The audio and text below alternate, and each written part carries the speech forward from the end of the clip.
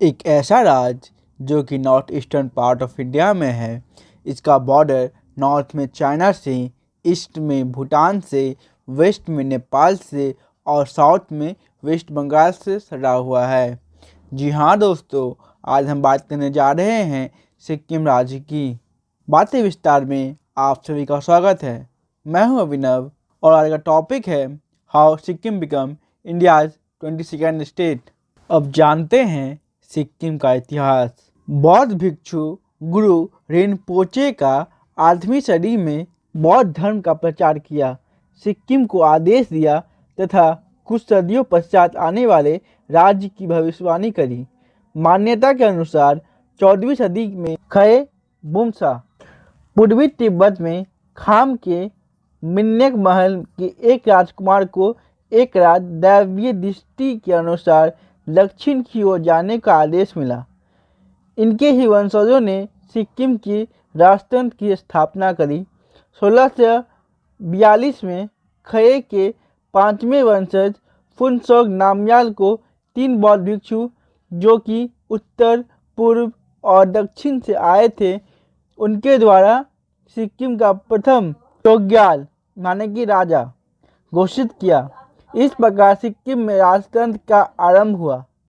नेपाल की हार।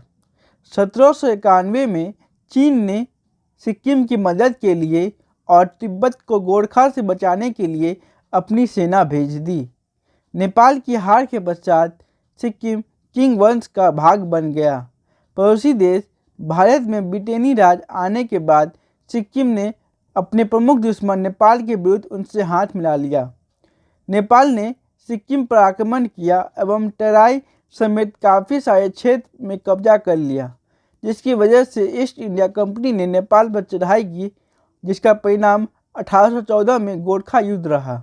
सिक्किम और नेपाल के बीच सुगौली संधि तथा सिक्किम और बर्तानवी भारत के बीच हुई कितालिया संधि के द्वारा नेपाल द्वारा अधिकृत सिक्किम क्षेत्र सिक्किम को वर्ष 1817 में लौटा दिया गया।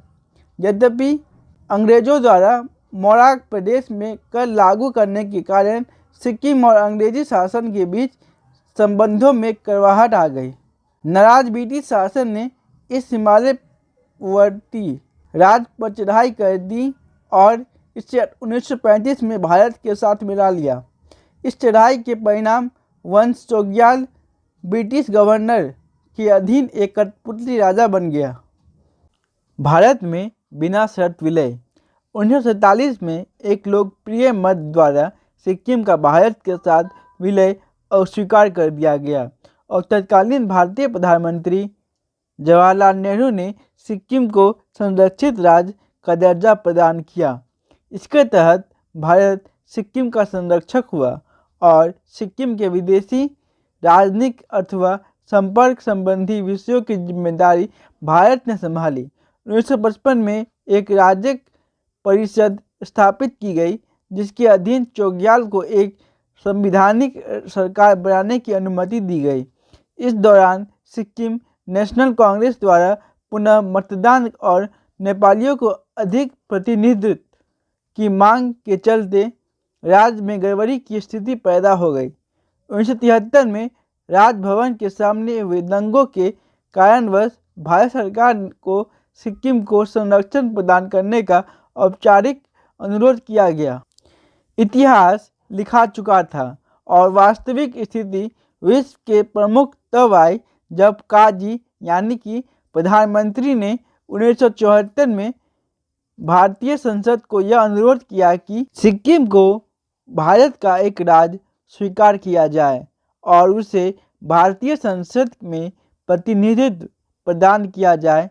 अप्रैल में भारतीय सेना सिक्किम के प्रतिष्ठित हुई और राजमहल के पहरेदारों को निशस्त्र करने के पश्चात गंगटोक को अपने कब्जे में लिया। 2 दिनों के भीतर संपूर्ण सिक्किम राज्य भारत के नियंत्रण में था।